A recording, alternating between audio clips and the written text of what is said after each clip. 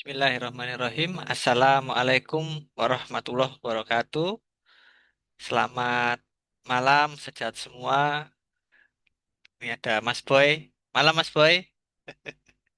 Ya, mohon maaf seperti biasa karena ini direcord untuk nanti kita upload di YouTube. Maka mohon maaf sementara saya matikan dulu mic-nya sejahat semua. Jadi hanya nanti waktu sesi diskusi ya baru nanti akan kita buka begitu. Sejahat semua. Terima kasih yang sudah hadir malam hari ini luar biasa ini banyak sekali senior-senior saya ini ada ya Mas Boy sendiri ya lagi di apotek luar biasa mungkin ada juga Bu Tuti ini ya Bu Tuti ada Pak Rihan ada Pak Lutfi dan lain sebagainya yang tidak bisa saya sebutkan satu persatu. Terima kasih sudah berkenan bergabung. Kita melanjutkan ke pertemuan ini sebenarnya pertemuan 6 ya pertemuan 6 part 3, part 3-nya hipertensi begitu ya. Di mana pada topik ini kita melanjutkan mengenai kardiovaskular event dan bagaimana intervensi untuk mencegahnya gitu ya. Jadi kalau kita melihat ini zat semua sebenarnya mungkin ini istilah yang apa ya? Lebih lazim digunakan untuk penelitian sebenarnya. Nah, tetapi yang lebih lazim pada klinis itu sebenarnya adalah cardiovascular disease ya CVD dan kalau stroke itu cerebrovascular eh, accident ya CVA. Nah, tetapi seringkali juga dikenal istilah ini apa MACE ya. Nah, yang merupakan major adverse cardiovascular event. Nah, jadi itu ya 11-12 lah ya, 11-12. Di mana major adverse cardiovascular event ini itu mulai dari stroke, kemudian infark miokard atau yang biasa orang sebut dengan serangan jantung, kemudian tentu gagal jantung itu sendiri, dan keempat adalah kematian akibat sakit jantung. Nah, jadi ada empat ini yang kalau kita lihat di penelitian-penelitian itu ya, di jurnal-jurnal, di publikasi maupun di textbook itu disebut dengan MACE, maka yang dimaksud adalah ini, stroke, infark miokard, gagal jantung, dan kematian. Tentu kita bisa eh,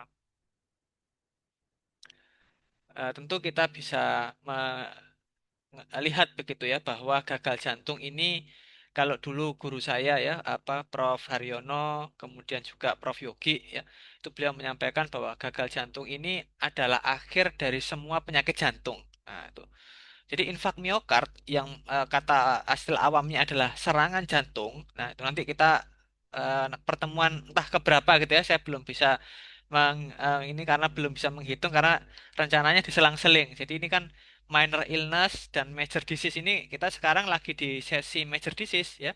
Di sesi mungkin kalau ada yang baru gabung di apa di hari ini itu kemarin sudah kita bahas entah berapa pertemuan itu ada minor ya, minor illness ya, mulai dari batuk pilek, rinitis, alergi dan sebagainya. Nah, sekarang di pertemuan ini ya, itu membahas adalah major disease yaitu hipertensi dan penyakit kardiovaskular. Ini mungkin akan jadi sesi yang cukup panjang. Saya tidak tahu ini pertemuan 3. Saya belum hitung ya partnya berapa. Mungkin 6 part mungkin ya. Jadi memang agak panjang jadi mohon bersabar tapi setelah itu nanti kita akan masuk lagi ke minor illness. Minor illness nanti ya ada banyak juga tuh ya, ada 100 sekian kondisi yang akan kita bahas ya di serial minor illness. Nanti supaya tidak bosen juga kok. Ini kok penyakitnya penyakit apa gampang-gampang kayak dalam tanda petik gitu ya, gampang-gampang ya. Ya nanti kita seling dengan penyakit-penyakit major seperti hipertensi, apa serangan jantung, stroke dan sebagainya. Stroke pernah dibahas, hipertensi juga pernah dibahas, tetapi saya merasa kurang begitu ya. Maka dari itu eh, kami ingin menghadirkan lebih dalam ya. Akhirnya sudah dipecah-pecah jadi entah jadi berapa pertemuan yang penting uh, bisa menyeluruh begitu ya, mulai dari patofisiologi, terapi dan sebagainya.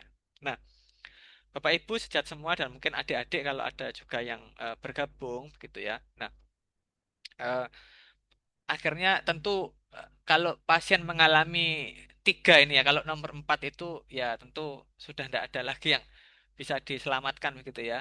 1, 2 dan 3 ini tentu kita tidak mengharap pasien itu sampai ke sana.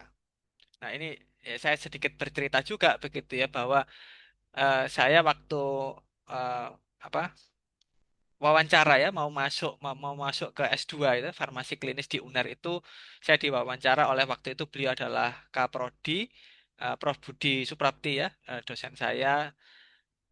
Beliau bertanya begitu setelah lulus saya mau praktek di mana kira-kira begitu ya pertanyaannya ya. Kemudian saya jawab di rumah sakit. Beliau menyampaikan apakah harus di rumah sakit begitu. Saya jawab ya haruslah. Ngapain ya kira-kira tentu jawabannya tidak selugas itu. Tapi saya mengatakan ya buat apa S2 farmasi klinis kalau tidak di rumah sakit saya begitu kan ya. Nah, beliau ya menyampaikan ya memberi pencerahan kepada saya agak lama ya diceramai saya mendapat kuliah malah di situ dan pencerahan bahwa dimanapun ada pelayanan obat maka di situ harus ada pelayanan farmasi klinis. Nah, itu yang membekas sekali sampai hari ini. Waktu itu saya masih beranggapan ya ya betul kan harus di rumah sakit begitu. Lama kelamaan saya berpikir pasien-pasien yang masuk ke rumah sakit karena stroke, karena serangan jantung itu mengapa? Karena beliau-beliau ini ya pasien-pasien tersebut itu gagal dikendalikan ketika di komunitas. Nah, jadi sekali lagi pasien-pasien yang masuk ke rumah sakit karena gagal jantung, karena serangan jantung, karena PJK, stroke, ya itu semuanya datang ke rumah sakit mendapatkan obat yang luar biasa banyak, menghabiskan biaya yang besar, entah pasang ring, kalau stroke itu mungkin ada juga dipasang dikateterisasi juga dan sebagainya ya. Itu semuanya karena pasien-pasien tersebut tidak berhasil dikendalikan ketika berada di komunitas atau ya di apotek ya kasarannya begitu. Oleh karena itu, saya mengubah halauan ya, yang awalnya inginnya berkarir di rumah sakit, saya mengubah halauan berkarir di komunitas. Jadi ini materi yang ini ya sangat membekas sekali di saya, termasuk yang salah satu yang sangat membekas begitu. Nah, bagaimana supaya tidak sampai ke sana begitu ya? Nah, tentu kita harus tahu dulu apa yang dimaksud risk factor dari penyakit kardiovaskular atau faktor resiko. Faktor resiko ini sejat semua, mungkin adik-adik yang belum tahu, faktor resiko ini adalah suatu faktor atau variabel atau kondisi yang menyebabkan seorang pasien itu menjadi lebih rentan mengalami sesuatu. Nah, sesuatunya ini apa? Dalam hal ini sesuatunya adalah cardiovascular disease atau MACE tadi, Major Adverse Cardiovascular Event. Jadi faktor atau variabel atau suatu hal yang menyebabkan pasien lebih rentan, lebih mudah, lebih gampang mengalami penyakit jantung, penyakit kardiovaskular. Apa saja itu? Tentu ini kemarin sudah kita bahas ya sekilas ya, mulai dari high blood pressure, tekanan darah tinggi, makanya hipertensi ya ini kasih kasih gambar tensi ya 118 ini normal gitu ya, terkendali gitu. High blood pressure, kemudian high kolesterol, obesity dan overweight ya, berat badan berlebih, polusi udara ini, kemudian physical inactivity. Jadi ya ini gambarnya itu duduk-duduk anu ya, suka rebahan nah gitu ya kalau katanya di TikTok itu suka rebahan gitu. Kemudian unhealthy diet, nah ini makanan-makanan fast food ya, yang ultra processed food ya, begitu. Kemudian diabetes, kemudian merokok, kemudian penyakit ginjal dan penggunaan alkohol. Nah, jadi ini adalah faktor-faktor resiko dari penyakit kardiovaskular. Tentu faktor resiko ini ada yang bisa dikendalikan, ada yang tidak. Contoh yang tidak masuk di sini adalah jenis kelamin. Nah, jenis kelamin itu juga faktor resiko, di mana dikatakan laki-laki faktor resikonya lebih tinggi dibandingkan perempuan. Nanti di belakang mungkin ada penjelasannya. Nah, ini ya. Nah, kalau yang ini agak spesifik kepada angina pectoris atau serangan jantung ya. Nah, ini usia, ini tidak bisa diubah ini. Ya, pasien-pasien kita kan tidak mungkin ya di apa? Ini kita berikan intervensi supaya lebih muda gitu ya. Mungkin belum ada ini alatnya ya. Kalau di film-film itu ada ya, Pak. Ada alat nanti membuat jadi lebih muda begitu. Tetapi sekarang realitanya ya usia ini ya tidak bisa bohong begitu ya. Nah, apalah arti sebuah angka gitu ya, usia katanya angka ya ini angka lebih dari 45, lebih dari 55 itu meningkatkan resiko terjadinya serangan jantung gitu ya. Jadi ini mungkin senior-senior yang usianya lebih dari 45 dan kalau wanita lebih dari 55 atau pasca menopause, maka itu ya harus eling lan sadar gitu ya. Guyonan gini, ini guyonan gini Bapak Ibu ya. Nah, itu eling dan sadar bahwa sudah menjadi hitungan faktor resiko terjadinya angina pektoris atau serangan jantung. Jenis kelamin. Nah, ini laki-laki dua kali lebih besar ini ya. Saya laki-laki nih. Ya, kos gawane ya, gawane itu bawaannya adalah eh, lebih tinggi begitu ya. Nah, ini kalau mengapa demikian salah satu yang pernah saya sampaikan juga ya terkait dengan adanya hormon estrogen pada perempuan yang memproteksi dari kardiovaskular disease ini. Jadi menariknya ya perempuan itu dilindungi oleh hormon estrogen. Makanya nanti kalau pasca menopause maka eh, estrogennya pasti akan turun drastis dan itu perlindungan tersebut hilang. Nah, ini nanti juga kapan-kapan kita bisa diskusi gitu ya. Sekarang ini terjadi majunya menstruasi ya pada perempuan sehingga menopausnya tuh maju juga tuh. Nah, ini makanya kenapa loh, sekarang perempuan-perempuan kok juga banyak yang serangan jantung. Ini juga menjadi reason ya salah satu alasan karena menopausnya maju. Menopausnya maju sebab haid pertamanya ya menstruasi pertamanya juga maju itu tapi topik yang lain ya objin ya yang kebetulan saya tidak terlalu mendalami untuk topik objin ini. Berikutnya adalah riwayat keluarga di mana ayah atau ibunya memiliki penyakit jantung ya. Nah, di keluarga saya ini kebetulan kalau bapak ini bapak saya itu meninggal sebelum usia 50 karena kanker paru ya karena beliaunya perokok. Nah, ini meninggalnya karena kanker paru, jadi tidak terhitung sebagai penyakit jantung karena tensinya normal-normal aja ya. Nah, tapi ibu saya itu kemungkinannya serangan jantung meninggalnya. Nah, sehingga saya juga punya riwayat keluarga saya, risiko saya ini makin berlipat-lipat ini jadinya. Sudah laki-laki, tetapi untungnya usianya belum 45 ini ya, usianya belum 45. Nah, ini yang tidak dapat diubah ya. Saya harus menerima nih ya, saya dan yang lainnya pasien-pasien kita harus diberitahu bahwa kondisi demikian ini tidak bisa diubah ya harus terima nerimo ing pandum gitu ya nerimo ing pandum. Nah, kemudian mana yang bisa diintervensi tentu adalah faktor resiko yang dapat diubah. Di sini kita bisa lihat ada lipid serum, ada hipertensi, merokok, konsumsi alkohol, tadi ya seperti gambar tadi ya diabetes, kemudian diet tinggi lemak jenuh, kolesterol dan kalori ini adalah diet tadi ya ultra processed food dan juga fast food itu ya tinggi lemak, tinggi kolesterol dan tinggi kalori. Kemudian faktor resiko minor yaitu aktivitas fisik, stres psikologik dan tipe kepribadian ini menarik ya, tapi digolongkannya minor begitu. Ya, yang major-major ini beberapanya sangat bisa sekali diintervensi dengan farmakoterapi. Nanti mungkin tidak semuanya bisa kita bahas di hari ini ya untuk intervensi-intervensinya, tetapi sambil jalan nanti ke depan akan kita bahas sedikit-sedikit karena tentu panjang sekali ya membahas lipid serum sendiri. Oh, panjang sekali ini ya farmakoterapinya. Tapi kita bisa tahu contohnya golongan statin ya, hipertensi tentu akan menjadi fokus kita ya.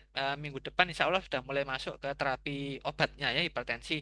Kita dalami satu-satu apa kekhasan dari masing-masing kelompok obat itu. Beta blocker, CCB itu apa apa keunggulannya, kerugiannya, monitoringnya apa itu akan kita breakdown satu persatu di minggu depan insya Allah ya.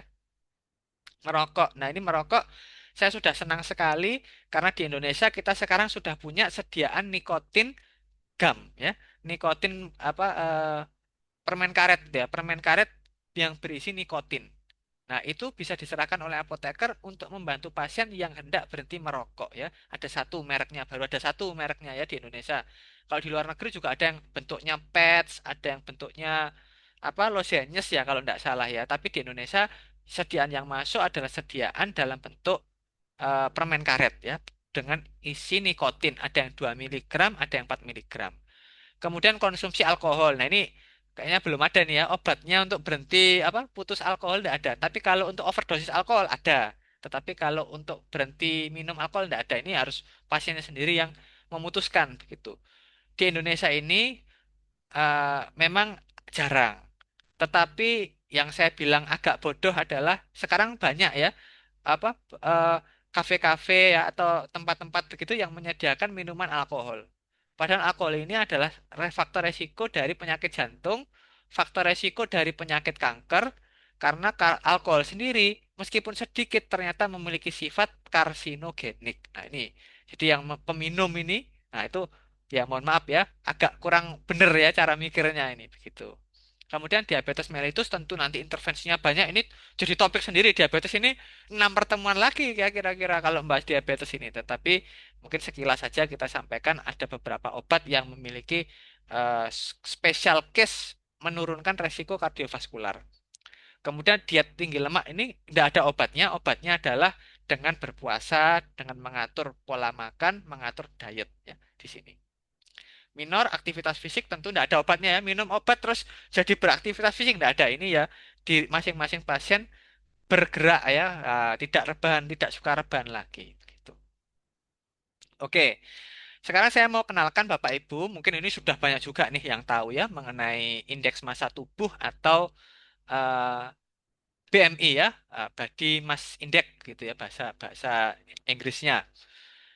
Nah, di Indonesia, karena kita Asia ya, maka IMT-nya itu menganut IMT yang ada di dalam tabel ini ya, bahwa eh, overweight itu dikatakan overweight itu adalah ketika BMI-nya di atas 20, itu sama dengan ya, maaf ya, sama dengan lebih besar 23 sampai 24,9 IMT-nya. Menghitungnya bagaimana? Menghitungnya ada di eh, sebelah mana nih? Sebelah kanan ini ya, sebelah kanan ini. Yaitu adalah maaf, ini saya dulu. Nah, ini adalah berat badan dalam kilogram dibagi tinggi badan dalam meter kuadrat. Jadi tinggi badan kali tinggi badan. Nanti dihitung, kemudian dikategorikan di sini masuk kategori yang mana. Nah, ini eh, ada juga menghitung obesitas sentral, yaitu menghitung lingkar perut. Nah, jadi kalau di apotek maka Bapak Ibu yang prakteknya di apotek atau di klinik ya, itu monggo disediakan alat timbangan berat badan. Syukur-syukur yang ada tinggi badannya sekalian. Kalau tidak ada ya pakai yang ada sendiri ya meteran yang dicantolkan di tembok itu. Tetapi juga ada timbangan yang ada tinggi badannya itu bagus. Sama ini kalau ngitung gini aja pakai kalkulator HP juga bisa ya berat badan dan tinggi badan meter kuadrat ini. Sehingga pasien bisa kita tahu BMI-nya atau indeks massa tubuhnya berapa. Kemudian beli juga nih meterannya penjahit murah harganya 10.000. Bisa menghitung. Nah ini, tapi bukan untuk jahit celana ya, atau jahit baju gitu ya, tapi digunakan untuk menghitung lingkar perut. Supaya tahu apakah pasien kita itu masuk obesitas sentral atau tidak. Untuk laki-laki, lingkar perut normalnya adalah kurang dari 90 cm. Silakan Bapak Ibu dicek ukuran celananya ya, ukuran celananya dicek sendiri-sendiri. Kalau perempuan kurang dari 80 cm yang ideal. Nah, ini begini nanti tinggal kita tahu tentu eh, berat badan overweight ya, mulai di atas BMI 23 dan seterusnya ini resikonya semakin tinggi dan termasuk juga kalau ada obesitas sentral maka juga beresiko meningkatkan resiko dari cardiovascular disease. Bagaimana menghitungnya dengan IMT dan sebagainya dihitung? Kita bisa memakai tabel ini ya. Ini tabelnya saya tidak tahu ya kelihatan jelas apa enggak. Nanti bisa browsing sendiri kalau tidak jelas. Tapi coba ini bisa saya zoom enggak ya? Oh bisa ya, bisa. Nah, ini adalah tabel prediksi resiko penyakit tidak menular ya termasuk itu ya. Yang tanpa tanpa hasil lab. Ini saya baca dulu ininya. Nanti biar nggak bingung. Tabel ini digunakan untuk memprediksi resiko seseorang menderita penyakit kardiovaskular 10 tahun mendatang berdasarkan jenis kelamin, status merokok, umur, tekanan darah sistolik, dan indeks massa tubuh. Jadi kalau kita memiliki data jenis kelamin, data merokok atau tidak pasiennya, umurnya, tekanan darah sistolik, dan indeks massa tubuh, tanpa hasil lab kita sudah bisa menghitung resiko kardiovaskular dari pasien tersebut. Nah, ini sebagai contoh, misalkan kita sebagai contoh, tapi usianya ini 40 ya memang ya, paling rendah 40. Nah, yang merah-merah ungu-ungu ini maka tingkat resikonya besar 20 sampai ini yang warnanya ungu ini adalah lebih dari 30%. Nah, ini prediksinya prediksi seperti ramalan cuaca begitu ya. Belum tentu terjadi, tetapi ada ilmunya ya ini bukan ilmu anu ya, ilmu gatuk ini ya, ini ilmu ilmiah berdasarkan statistik begitu. Perokok dan bukan perokok, laki-laki perempuan. Nah, kita bisa lihat ya, resikonya perempuan ini memang cenderung lebih rendah begitu. Nah, kita bisa melihat kalau misalkan ini contoh ya, usianya berapa? Katakan usia pasien kita ini katakan ini ya 48 lah ya, katakan 48. 48, kemudian tekanan darahnya berapa? Oh, tekanan darahnya normal, kurang dari 120. Nah, maka nanti kan kelihatan ini di sini ya, warnanya hijau. Warnanya hijau, maka berarti resikonya kurang dari 5%. Ini sangat baik sekali ya, diharapkannya di situ. Tetapi andai kata pasien yang sama, laki-laki, ini kan laki-laki ya, sebelah kiri ya. Pasiennya laki-laki, usianya 48, tetapi tensinya 160. Nah, 160.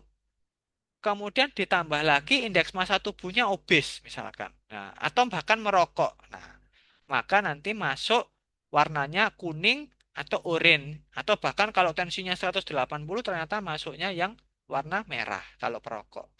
Maka itu apa? Nah, ini kuning itu 5 sampai 10%, 10% bahkan sampai dengan mendekati 30% kalau merah.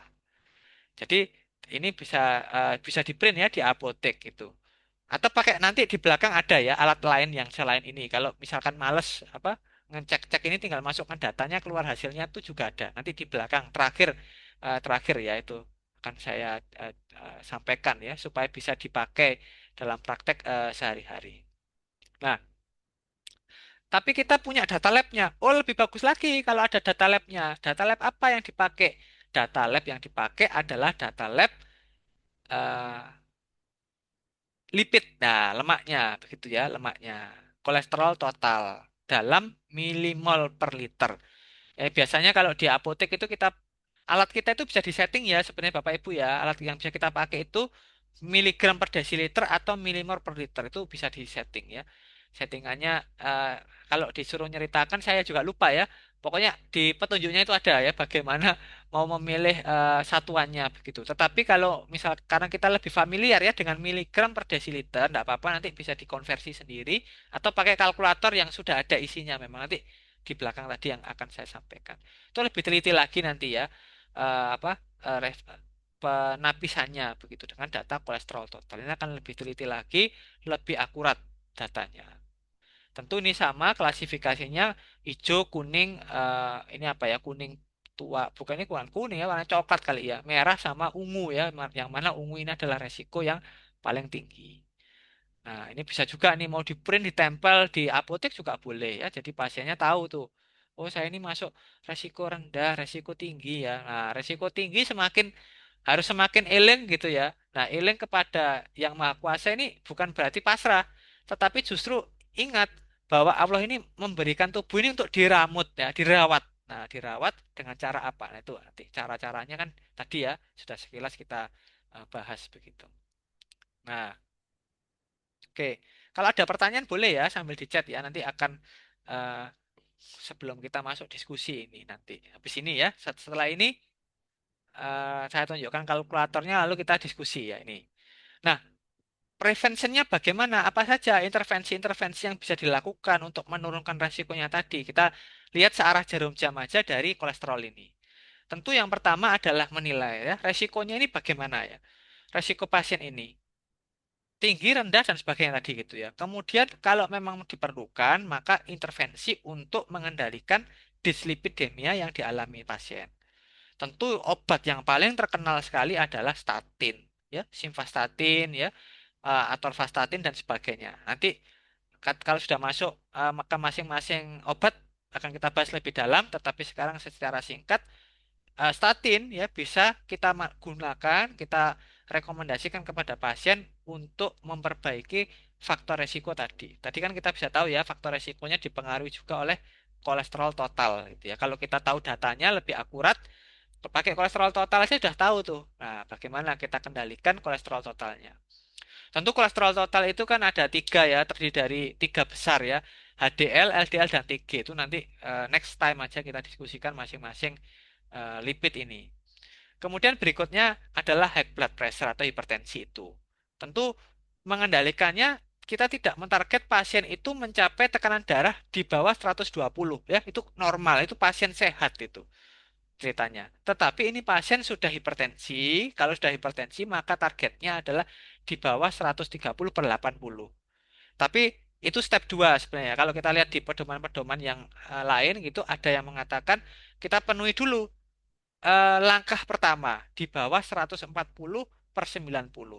Kalau sudah bisa mencapai di bawah 140 per 90, pasiennya masih bisa mentolerir obat, maka kita turunkan lagi di bawah 130 per 80. Tapi juga tidak sampai di bawah 120 per 80. Yang itu akan sangat sulit sekali dan mungkin nanti pasiennya memerlukan berbagai obat yang banyak sehingga malah selain juga tekanan darahnya tercapai, efek-efek yang tidak diinginkan juga muncul ya. Seperti kemarin kita diskusi, amlodipin menyebabkan edema perifer. Kemudian berikutnya physical activity. Ini aktivitas fisik yaitu lebih dari 150 menit per minggu ya untuk beraktivitas fisik itu. Ini kita lewati tidak terlalu dalam juga ya kita bahasnya. Kita lanjut ke aspirin. Di aspirin ini adalah aspirin ini kalau di Indonesia ini nama dagang gitu ya. Tetapi aspirin di sini yang dimaksud adalah asam asetil salisilat atau asitosal. Ini barang yang murah sekali gitu ya. Kadang pasien juga bertanya ya ternyata obat demam anak itu bisa digunakan untuk mencegah sakit jantung. Nah, ini menarik gitu ya. Nah, ini kadang-kadang pasien itu bertanya-tanya, apalagi kemarin ya, waktu apa Sotosal ini sempat kosong beberapa produk gitu ya, itu diganti dengan obat demam anak. Nah, itu pasiennya bertanya-tanya, lu ini obat anak, demam anak, saya demam ini minum ini, ya, gitu. Atau cucu saya sumar-sumar minum ini gitu ya. Itu ternyata bisa digunakan untuk menurunkan resiko resiko pas jatuhnya pasien pada serangan jantung, stroke dan lain sebagainya. Kemudian ini type 2 diabetes. Ya, ini bagaimana pengendalinya? Tentu adalah ya banyak sekali ya, mulai dari dietnya, aktivitas fisik juga itu sama dengan ini ya, aktivitas fisik juga. Dan kalau obat-obatannya itu sementara ini ada tiga ini ya, yang tiga ini yang diketahui dapat menurunkan resiko kardiovaskular disease, yaitu adalah metformin, ya kemudian SGLT2 inhibitor ini termasuk baru tapi yang nggak baru-baru banget ya tapi kita bisa katakan baru lah ya kemudian GLP-1 reseptor agonis. Nah, tetapi yang sangat terkenal sekali adalah metformin karena obatnya tersedia di mana-mana, harganya murah, relatif terjangkau oleh pasien, relatif mudah juga didapatkan oleh pasien karena eh, tidak seperti GLP-1 dan SGLT itu yang mungkin tidak semua apotek menyediakan ya obat-obatnya. Tapi metformin saya yakin lah ya mau di pelosok sana juga ada insya Allah ya metformin ini juga tersedia. Kemudian juga efek sampingnya juga relatif apa ya relatif jarang. Relatif jarang, terutama pada pasien sudah terkontrol ya. Kalau pada saat awal-awal itu memang pasien biasanya ngeluh ke GI, ke saluran cerna biasa efek sampingnya. Dan kemudian ini ya, tobacco ya, merokok. Nah, sekarang tadi saya bilang sudah ada beberapa, bukan beberapa sih, baru cuma satu ya di Indonesia ya sediaan obat yang bisa digunakan untuk terapi berhenti merokok. Ini ada farmakoterapinya. Nah, kemudian dietnya tadi juga sudah ya, ini bukan farmakoterapi nih ya, ini terapi holistik ini ya. Terapi holistiknya harus ada diet dan aktivitas fisik. Jadi percuma juga ya minum obat ini tetap mager, makanannya tidak dijaga, tetap merokok. Nah, itu ya tetap sama aja, sami mawon judulnya. Oke, ini saya stop share dulu, kemudian saya akan tunjukkan kalkulator online yang bisa dipakai untuk menghitung resiko kardiovaskular ya. Sebenarnya kalkulatornya itu ada banyak, cuma yang kalau saya pribadi nih ya, ini Bapak Ibu terserah ya, bebas mau pakai yang mana itu saya memakai dari American College of Cardiology. Nah, ini nanti bisa browsing aja ASCVD RISK Calculator. Nah, itu keluar nanti. Itu sudah terserah mau pilih mau yang mana bisa ya. Di sini nanti masukkan usia ya. Nah, coba kita kita simulasikan saja ya, simulasi aja. Nih, pasien ini ya pasiennya beneran sih, cuma angkanya saya agak lupa-lupa ingat ya, tadi nggak kecatat ya. Ke atasan 48 ya. Kemudian laki-laki. Kemudian ini other ya, ini karena American ya, jadinya pilihannya white African American, kita pilih other aja. Kemudian tekanan darahnya tadi, tekanan darahnya 160 ya. Sistoliknya, diastoliknya 98. Total kolesterolnya ini 248 ya, sudah 50-an. HDL-nya 30, LDL-nya 135. Tidak diabetes, dulunya perokok ya, ini former, kemudian barusan berhenti kira-kira 1,5 tahun. 1,5 tahun itu masuk mana? Ini ya, 1,5 tahun. Kemudian apakah minum obat hipertensi? Enggak. Nah, ini pasiennya rodok nakal ya, tidak mau minum hipertensi. Statinnya jarang-jarang, jadi no, tidak dengan aspirin. Nah, maka nanti akan keluar bahwa resiko kardiovaskularnya adalah 11,8%, termasuk resiko intermediate ini. Di atas sudah langsung ada hasilnya. Nah, bagaimana kalau usianya ternyata misalkan ini kita bisa ganti-ganti nih ya. Misalkan oh, ternyata pasiennya tuh usianya 58 gitu ya, 58 dengan kondisi seperti itu. Nah, resikonya naik tuh pastinya 22 ya karena tadi usia lebih dari 45 dan semakin tinggi usia semakin tinggi resikonya. Kalau perempuan nanti resikonya mesti berkurang tuh ya. Coba. Nah, itu ya, perempuan berkurang tuh. Karena ini 55 asumsinya tadi ya barusan selesai menopausnya. Jadi perlindungannya masih ada dikit-dikit ya meski udah berkurang drastis gitu. Silakan nanti Bapak Ibu bisa coba ya atau sekarang mau coba-coba juga bisa ya masukkan dirinya sendiri juga boleh ya di sini ya. Masukkan dirinya sendiri juga boleh. Nah, maka coba kita lihat ya. Apa apa saja terapi yang bisa eh,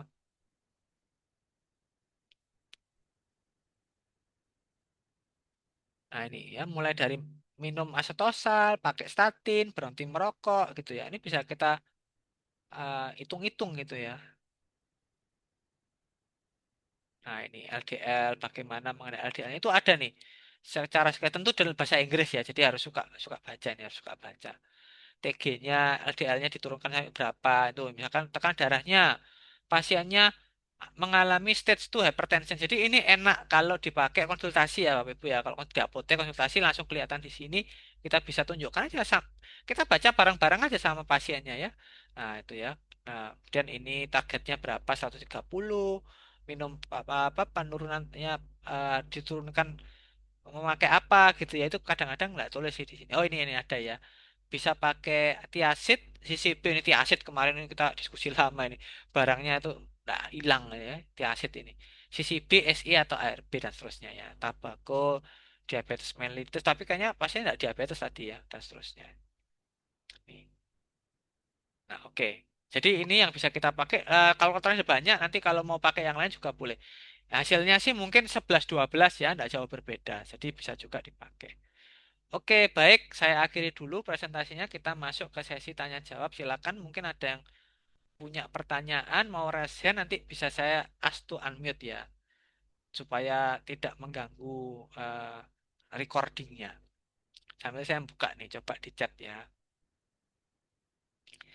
Bu Tuti, terima kasih ya. Tetap sama-sama Bu. Terima kasih Bu Rosi. Insya Allah setiap Kamis Bu, selama tidak ada halangan, tidak ada apa kegiatan yang lain, Insya Allah hari Kamis. Cuma jamnya saya usahakan 19.30 sampai 20.30 ya. Tapi ini tadi telat 15 menitan ya. Jadi mungkin selesainya nanti kita 20.45 atau kurang lah ya nanti tergantung dari pertanyaan yang masuk dari stat semua.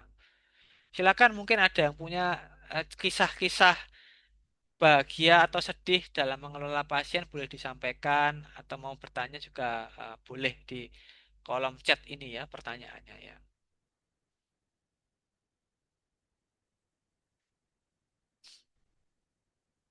Belum ada nampaknya? Oh, ini ada. Oke. Dari Bu Iza ini ya. Bagaimana cara mengajak pasien agar lebih care ke diri sendiri? Pekerjaan sales. Oh, salesnya konsultasi ya. Usia 32, tidak merokok, tentu sering ke apotek. Pada suatu hari ke apotek dengan keringat dingin. Waduh, nyeri dada, pusing, kolesterol total 210, tekanan darah 151, malah ke apotek gitu ya. Saya beli obat Aspilet, tidak mau.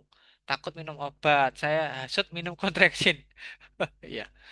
Dan mulai membaik nyeri dadanya kejadian 1 bulan. Tapi sampai sekarang belum mau periksa ke poli jantung. Nah, ini bisa jadi serangan jantung ya. Bisa jadi serangan jantung. Bisa jadi juga panic attack sih. Itu juga bisa. Jadi mungkin kalau Bu saya pernah mengikuti ya, saya pernah menyampaikan untuk pasien yang apa ceritanya ngeluh memang pasiennya ada GERD terus minum bukan minum ya makan mie goreng mie instan itu ya mie instan itu dibuatkan anaknya kemudian itu bingung ya ini GERD apa serangan jantung tetapi kalau melihat tensinya sih kayaknya ya serangan jantung itu ya jadi saya rujuk ke rumah sakit akhirnya ya kami rujuk ke rumah sakit. Nah, ini agak sulit ya kalau pasiennya sendiri yang belum mau. Tentu kita menyampaikan itu eh, ini butuh effort ekstra memang ya, butuh effort ekstra ya untuk mengedukasi dan menghasut dalam tanda petik ya, menghasut ke arah kebaikan ini ya, mengajak ke arah kebaikan kepada pasien ini. Ah, saya mau cerita ada satu pasien itu saya tanya ya sebenarnya pinginnya apa begitu ya. Itu pasiennya pensiunan ya, pensiunan dari militer ya, pensiunan militer Angkatan Laut ya. Beliaunya itu suka bersepeda, nah, suka sepedaan. Saya tanya ya, Bapak ini pinginnya apa? Oh, saya pinginnya itu bisa sepedaan, main-main sama cucu. Ya, saya tanya, mau ndak itu main-main sama cucunya itu sampai cucunya usia usia sampai mulai cucunya usia ya kalau kuliah sih usia beliau udah 70 lebih gitu ya. Kalau mau sampai cucunya yang baru berusia preschool itu untuk statistik itu saya enggak terlalu muluk-muluk lah gitu ya. Mau lihat cucunya anu nggak sekolah enggak gitu. Iya sih pingin. Nah itu kalau mau ya harus mulai diatur tensinya ini sepedaannya ya dirutinkan gitu. Jangan hanya untuk rekreasi Sabtu hari Minggu aja. Hari Minggu cuma 1 jam 2 jam gitu. Kurang ya. Tadi kan minimal 150 menit dan enggak apa-apa mau ditambahi lagi gitu kan supaya ya melatih jantung. Tetapi jangan diforsir juga itu. Mungkin ini ada kalau Vivit ada apoteker saya juga yang ada Fitrotin join itu ada pasien memforsir malah malah sepedaan malah jadi eh, berat gitu ya. Nah, ini memang effortnya begitu. Silakan ini kalau usia 32 pastinya laki-laki ya ini pasiennya nih ya. 32 ya 32 itu masih seusia saya loh ya 32 itu ya. Lebih tua dikit daripada saya eh, masih banyak yang bisa dilakukan. Eman-eman. Nah, nanti Bu Isa bisa nyampaikan ya. Contoh pasien yang dapat obat itu 6 obat gitu. Mau ndak minum obat 6 gitu? Banyak obatnya. Malah ndak mau. Kalau ndak mau, mumpung obatnya itu masih satu, misalkan aspirin atau apa gitu. Sekarang lah waktunya untuk periksa, untuk dipastikan ini tuh apa gitu kan. Sebabnya nanti kalau tidak terkendali, jadinya komplikasi obatnya tadi malah sak kresek obatnya. Itu salah satu ya bisa bisa diajak persuasi begitu. Ya moga-moga mau. Tapi kalau tidak mau ya tugas tugasnya kita menyampaikan selesai. Perkara nanti mau menuruti apa enggak itu pasiennya memang. Itu haknya pasien. Pasien memiliki hak untuk menerima atau menolak pelayanan. Ya menolak rekomendasi juga haknya pasien. Tugas kita menyampaikan. Tetapi jangan bosan menyampaikan. Gitu. Oke, nah ini ada yang raise hand mungkin Bu Ning dulu kali ya, yang sudah raise hand. Bu Ening, silakan Bu Ning, mau diskusi apa? Biasanya Bu Ning kasusnya banyak ya biasanya ya. Monitor Bu Ening. Ya, Ya, terima kasih oke. Mas Rim. Monggo, monggo Bu. Ya, yang ini kasus yang kemarin tuh, yang teman saya yang Jakarta itu loh, yang harus kateterisasi di kepala. Oh ya, habis stroke. Ya, itu kan, ya stroke karena diabetes sih. Kemarin saya kan nanya yang kalau yang tetangga saya itu kan juga sebenarnya sudah ada penyumbatan juga sih yang ke RSUD itu. Terus saya nanya kalau misalnya itu dengan obat tuh bisa nggak gitu kan. Nah kalau yang ini kan yang Jakarta ini memang mungkin sudah 70% lebih ya, atau gimana diputuskan dokter untuk kateterisasi kan kemarin takut gitu kan, saya motivasi, akhirnya dilakukan tindakan itu. Dan ternyata tindakan tuh di ini ya dibedah gitu ya. Tadi ada jahitan-jahitan gitu. Ngeri juga ya, kanan kiri gitu. Banyak jahitan-jahitan gitu untuk masukkan selang gitu apa ya. Nah, itu kemudian pulang, sudah berhasil gitu kan, pulang. Nah, sampai di rumah itu kemarin tuh keluhannya tuh panas. Lah, panas itu panas apakah mungkin perasaannya gitu atau memang suhunya ya karena nggak ada termometer gitu. Cuman kemudian saya cek apa obatnya itu yang diberikan tuh Cefixim, kemudian metformin, Dimepirid 2 miligram, terus Pitomenadion, kemudian Tranexamat, kemudian vitamin B12 gitu. Oke. Melihat obatnya itu jadi nggak ada ini ya nggak ada turun panas kan. Ya, Nah, yang ingin saya tanyakan di situ kok tidak ada ini ya, tidak ada obat hipertensinya gitu. oke. Tensinya berapa ya, Bu? Terus kemudian tensinya nggak dicek kan di rumah. Nggak punya itu juga ya, alat tensi juga ya di rumah ya? Iya, enggak. Oke. Ya, Ya mungkin yang apa yang ingin kita bahas mungkin itu ya apa emang seperti itu enggak perlu oke. lagi gitu ya obat Ya. tensinya gitu. Terus Pitomenadion itu untuk apa ya, Mas Prim? Vitamin K Mungkin itu itu. untuk apa Oh, ya pertama kayak tranexamat itu. Jadi maksudnya dokternya untuk menguatkan efek tranexamatnya begitu. hmm, Ya, post op ya untuk apa mengurangi resiko bleeding post op lah kira-kira begitu Bu Ning. atau mungkin gini kita sebagai apoteker nanti kayaknya ini terus ini ya apa komunikasi dengan saya gitu ya. Mungkin yang perlu kita motivasi ke pasien apa ya gini karena ya itu kemungkinan apa ya kembali kembali sehat gitu seberapa ya? Iya, oke. Baik Kalau ya. mm-mm. Terima kasih Bu. Ini menarik sekali ya kasusnya Bapak Ibu. Ini kasusnya stroke ya. Stroke-nya nampaknya stroke-nya ini stroke-nya hemorrhagic apa stroke trombotik ya jadinya ya. Kalau biasanya yang dibedah sampai begitu itu stroke hemorrhagic biasanya. Nah, ini saya juga belum tahu nih. Ah, nanti Buning bisa disampaikan di chat ya. Nah, memang pada kondisi stroke gitu ya. Saya cerita, saya mengasumsikan stroke-nya adalah stroke trombotik dulu ya, stroke trombotik dulu. Kalau stroke-nya trombotik, memang penurunan tekanan darahnya itu harus pelan-pelan. Karena ini bayangkan pipanya lagi buntu ya, agak buntu lah gitu ya, agak buntu. Maka yang bisa mendorong perfusi aliran darah itu ya adalah tekanan darah yang agak tinggi itu tadi ya. Ini agak tinggi. Saya bilang agak tinggi karena kalau lebih dari 200 juga berbahaya. Kalau lebih dari 200 resikonya stroke-nya hemorrhagic ya. Jadi pecah perdarahan nanti ya. Jadi habis stroke trombotik jadi stroke hemorrhagic itu bisa ada loh yang seperti itu ya. Nah, maka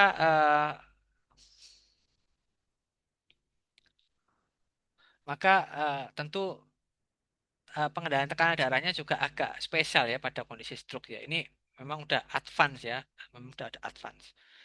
Nah, eh, kalau untuk obat yang lain tentu saya pikir tadi obat-obatannya make sense semua ya, Glimepiride, metformin untuk mengendalikan apa diabetesnya ya, kondisi diabetesnya, kemudian juga ada asam tranexamat dan apa Pitomenadion itu saya pikir juga make sense lah ya. Nah ini makanya saya pikir apa jangan-jangan stroke-nya itu stroke hemorrhagic ya, stroke perdarahan ya, maka dikasih vitamin K sama asam tranexamat gitu.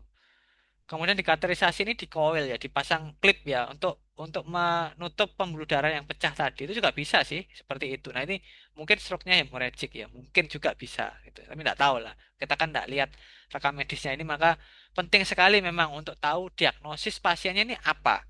Diagnosis bukan diagnosis awam gitu ya kan. Awam itu apa? Oh ini sakit paru. Sakit paru ini apa ya? PPOK, asma, apa apa atau TB gitu ya atau pneumonia atau apa kan sakit paru ini gitu. Jadi supaya jelas. Tapi kalau diagnosis kan jelas tuh PPOK, asma atau mungkin pneumonia ya, dan seterusnya dan banyak. Oke, jadi mungkin begitu ya Bu Ning ya. Saya mungkin tidak terlalu jelas tapi moga-moga lain waktu di topik stroke bisa kita explore lagi gitu ya. Ada stroke, stroke itu banyak ya macamnya ya. Ada stroke emboli, stroke trombotik, stroke apa itu terapinya macam-macam juga itu tergantung stroke-nya apa. Ya mungkin nanti stroke-nya kita lebih banyak fokus untuk topik stroke untuk community gitu ya. Kalau sudah rawat jalan tuh bagaimana ya, mulai mengidentifikasi, kemudian merujuk ya, merujuk sampai dengan terapi di rumah sakitnya mungkin tidak terlalu banyak kita bahas, tapi kita lebih banyak bahas di terapi rawat jalannya ya. Nanti ada beberapa. Oke, ini sementara saya lower hand dulu ya, Bu Aning ya. Saya lanjutkan membaca yang di apa di chat dulu ini kan di chat juga banyak ya ternyata ya. Saya urut dari atas saja. Eh, Sering ditanya pasien minum obat tensi itu harus diminum terus, takut ginjalnya rusak itu ya. Iya. Kalau nggak minum ginjalnya tambah cepat rusaknya gitu. Tetapi yang mau kita sorot di sini adalah kalau eh, kalau minum obatnya tidak rutin gitu ya, tidak rutin. Sebenarnya itu begini ya. Maaf, saya ralat ya. Sebenarnya kita bisa ngomong, saya pernah itu ngomong pasien ya. Sembarang, terserah. Bapak mau minum obat, mau enggak, terserah. Yang penting tensinya turun, saya gitu. Nah, terus gimana? Nah, tanya begitu. Banyak, ada tadi obes ya, pasien-pasien yang obes ya. Itu dengan sendirinya tensinya turun. Pasien yang obes, kalau obes berhasil menurunkan, saya sudah pernah cerita tuh banyak kali ya. Ada banyak, ada pasien itu serangan jantung di usia muda juga ya. Sekarang lingkar perutnya itu udah anu ya masih kelihatan agak cembung ya tetapi sudah tidak seperti dulu. Dulu itu kelihatan sekali kalau obes ya sekarang enggak ya. Itu dengan sendirinya menurunkan tekanan darahnya. Nah, satu kemudian makan minum dan sebagainya itu ada banyak ini. Coba deh kita ada waktu sedikit ya, saya masuk dulu sedikit ke maaf ke waduh agak ketutup ya. Ah, Ini ya, saya belum sempat masukkan ke PowerPoint, tapi ini contoh ya. Eh, ah, Mungkin agak saya perbesar sedikit ya. Nah, lifestyle modification untuk menurunkan tekanan darah nih.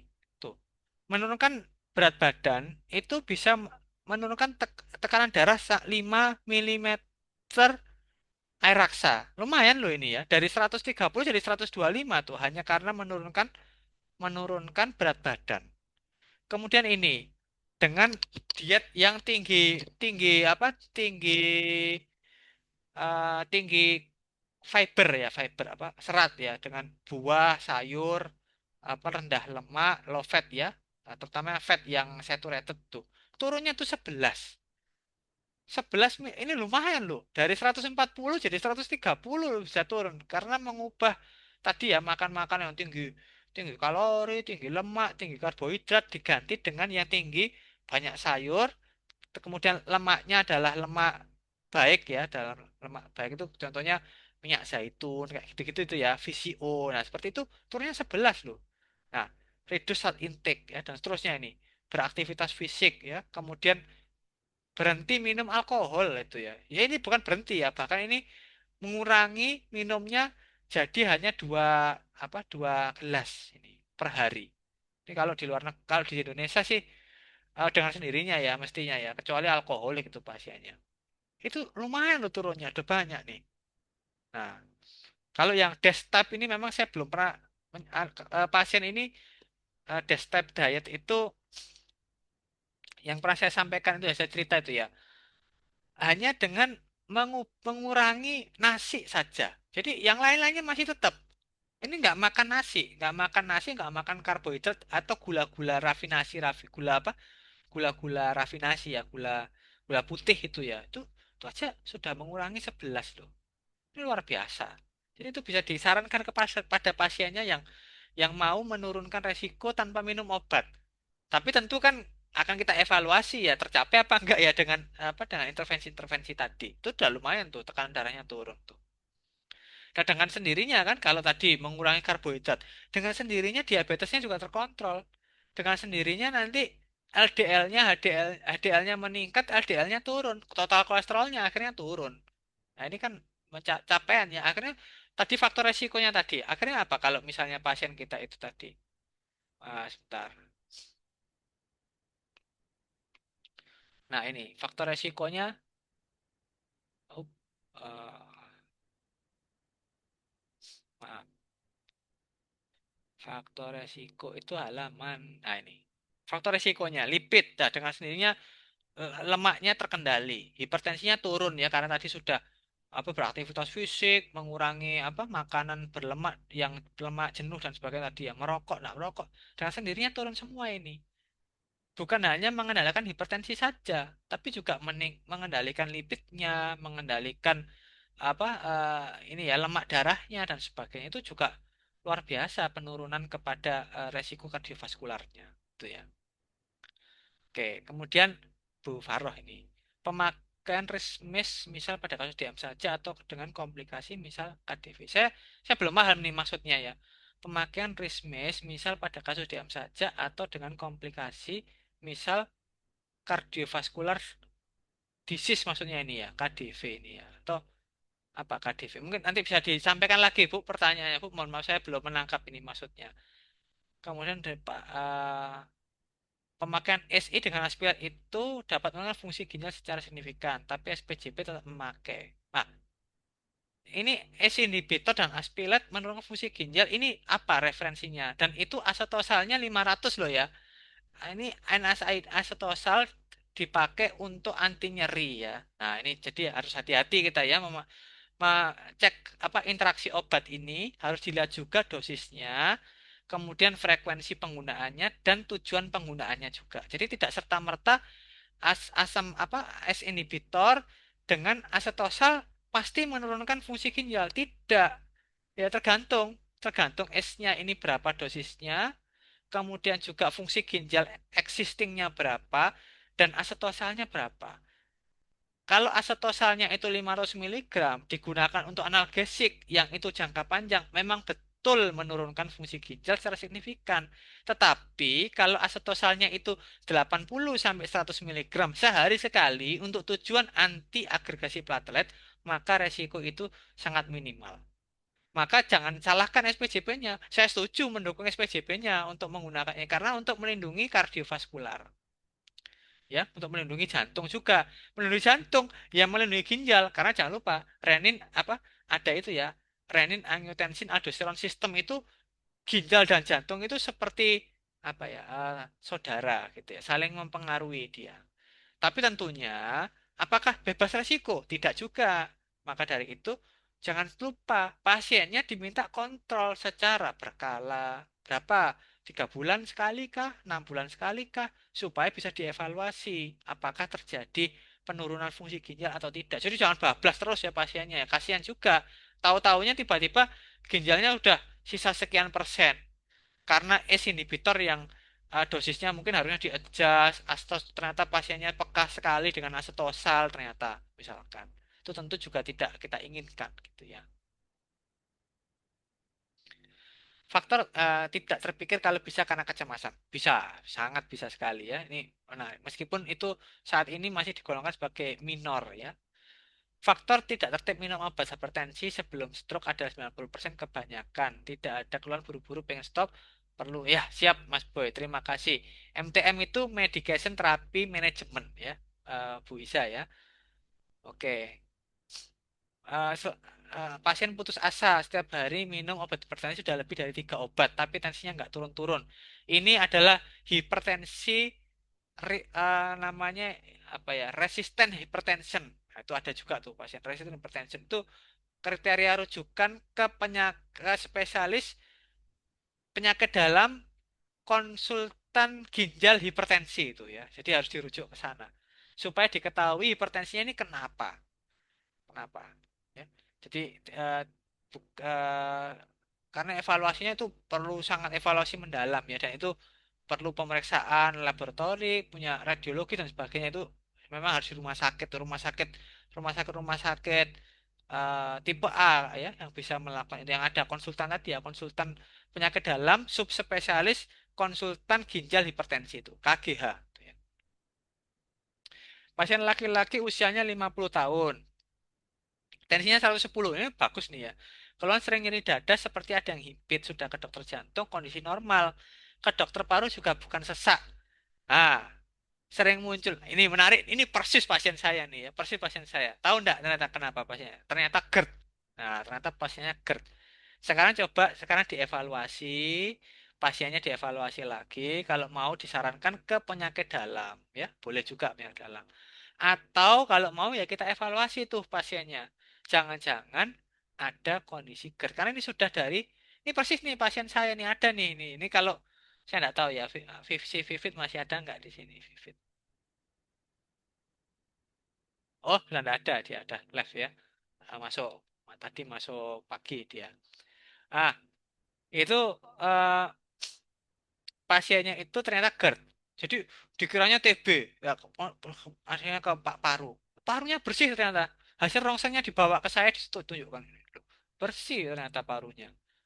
Kemudian, wah ini apa lagi kira ya, jantung. Jantung saya periksa tensinya normal. Waktu itu usianya bahkan belum 50, usianya baru 40 usianya. 40. Usia 40, kolesterolnya baik, semuanya baik, tidak ada diabetes, riwayat keluarga tidak ada. Ini kalau dimasukkan kalkulator tadi, resikonya itu hijau, ya. Resikonya hijau. Wah, kenapa ini? Ternyata setelah itu saya gali. Akhirnya ada satu kalimat kata-kata pasien itu yang dalam wawancara itu saya ingat. Saya itu kalau kalau pas serangan, saya itu harus tidurnya harus duduk. Bahkan saya ke meja makan supaya bisa duduk, tidur duduk begini apa di meja makan gitu ya. Nah, kemudian oke satu.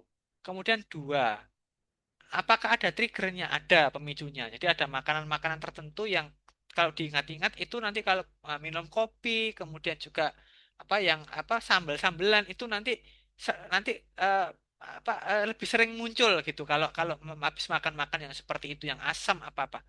Saya mikir, jangan-jangan GERD ini.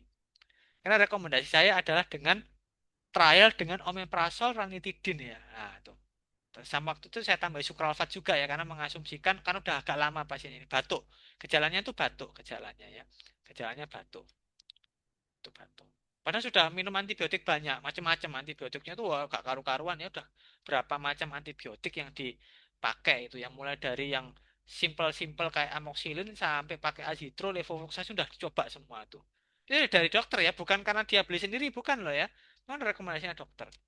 Ya, saya tidak tahu ya dokter umum atau dokter spesialis juga, tapi terakhir itu saya sarankan ke paru terus difoto rongsen, rongsennya bersih. Ya, jadi mirip-mirip ini ya. Ternyata GERD ternyata. Sekarang cuma minum Promac aja. Maaf ke promosi ya, mestinya kasih sponsor nih ya Kalbe nih.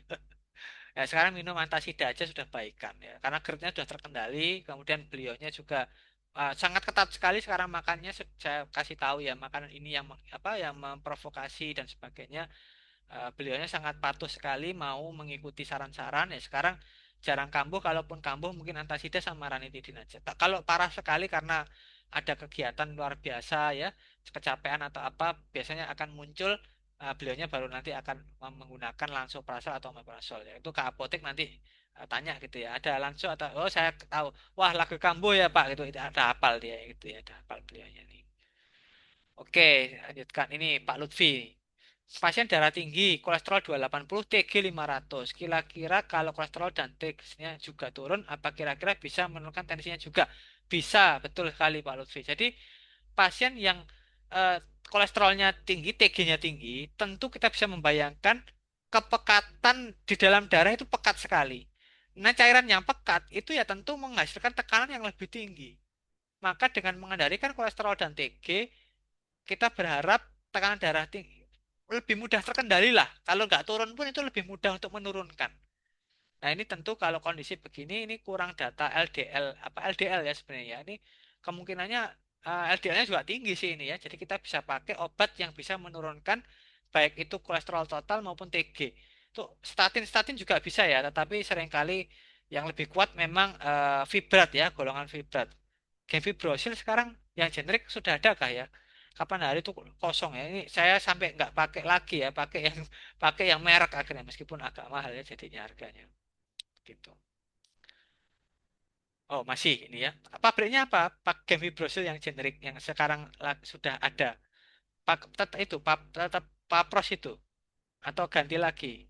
Ah, sama ya, masih Papros ya. Sudah ada ini berarti. Tapi agak sulit ya. Gampang-gampang susah nih. Nggak tahu ini kenapa kok sempat susah itu nggak ngerti juga saya ini kenapa alasannya ya. Kemudian seorang pasien capek minum obat. Dokter konsultan dalam dan saraf bilang, suruh banyakin happy dan banyak ibadah. Mungkin nyari sumber obat yang lain. Oh iya, betul sekali Mas Boy. Jadi eh, itu salah satu strategi ya. Jadi sembarang sebenarnya. Tidak harus dengan obat selama pasien bisa mengendalikan.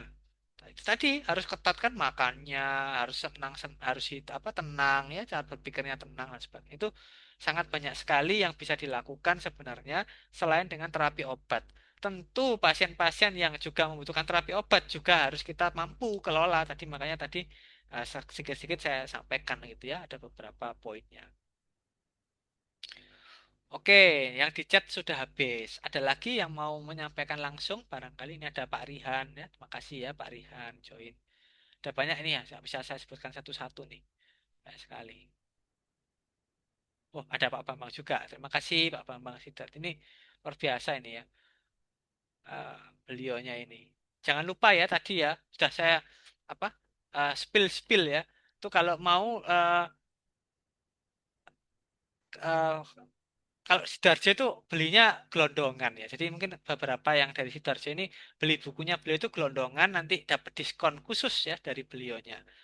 Tapi ngambilnya ke apa? Ke satu tempat ya, ngambilnya ke satu tempat dikoordinir itu ya, biar sekalian ngirimnya beliau. Silakan mungkin ada lagi yang mau didiskusikan Bapak Ibu terkait dengan cardiovascular disease dan intervensi-intervensi yang bisa dilakukan untuk menurunkan resiko kardiovaskular. Oke, belum ada? Oke ya. Kalau belum ada, maka sedikit saya review bahwa yang pertama ada berbagai macam ya resiko penyakit kardiovaskular begitu ya. Mulai dari stroke, serangan jantung, ya gagal jantung yang disebabkan karena tidak terkendalinya tekanan darah, ya tidak terkendalinya lipid, ya kemudian merokok, ya tadi ya, faktor-faktor resiko tadi. Dan kita tahu ada banyak faktor resiko yang bisa dikendalikan seperti tekanan darah, lipid, ya, kemudian diet, ya, obesity dan sebagainya itu bisa dikendalikan. Tentu hal ini sangat rugi bagi pasien. Kita harus ingatkan tuh, rugi sekali. Bisa dikendalikan tetapi tidak dikendalikan. Eman. Nah, mumpung tidak terjadi seperti tadi ya, seperti saya tadi ya, pasiennya nggak stroke nggak apa, maka ayo pasien-pasien yang seperti itu coba kita kendalikan gitu ya. Kita tidak perlu muluk-muluk mentarget 1.000 orang, 100 orang atau setiap pasien yang datang tidak perlu ya, tidak perlu muluk-muluk. Saya begini ini untuk apa ya memotivasi saya juga pribadi gitu ya. Satu aja pasien ya dari sekian puluh saya yakin lah pasien hipertensi yang datang ke apotek Bapak Ibu itu banyak setiap hari itu ada belasan puluhan ya pasti saya yakin yang nyari simvastatin ya yang gitu-gitu yang obes tuh saya yakin banyak sekali. Dari sekian itu ada satu saja yang bisa kita turunkan resikonya stroke-nya, yang bisa kita kendalikan tensinya. Itu sudah merupakan insya Allah dihitung sebagai amal yang luar biasa. Nah, saya juga membayangkan ya, eh, eh, ya apa kalau tadi karena apa tidak apa jadinya terkendali tekanan darahnya, jadinya tidak stroke, jadinya tidak serangan jantung, ya kalau laki-laki mungkin kepala keluarga maka bisa terus menafkahi keluarganya sampai bertahun-tahun kemudian bukannya malah menjadi mohon maaf ya beban ya kan ini kita tahu ya pasien yang serangan jantung itu kalau kepala keluarga itu berat sekali, berat sekali. Burdennya bukan ke beliaunya saja, ke keluarganya, ke anak-anaknya tuh bebannya. Ya, saya yakin lah ini mungkin Bapak Ibu saya yakin punya pengalaman entah keluarganya, entah tetangganya, entah temannya yang awalnya kepala keluarga, kemudian jadi stroke, jadi serangan jantung, akhirnya keluarganya menjadi mohon maaf jadi berat, dalam tanda petik ya, jadi berat. Saya yakin Bapak Ibu pasti punya pengalaman seperti itu, melihat sendiri seperti itu, atau bahkan mengalami sendiri mungkin seperti itu. Saya yakin ada. Maka kalau kita bisa kendalikan dengan baik, ya, satu aja pasien dari sekian puluh, sekian ratus yang datang setiap hari itu satu saja.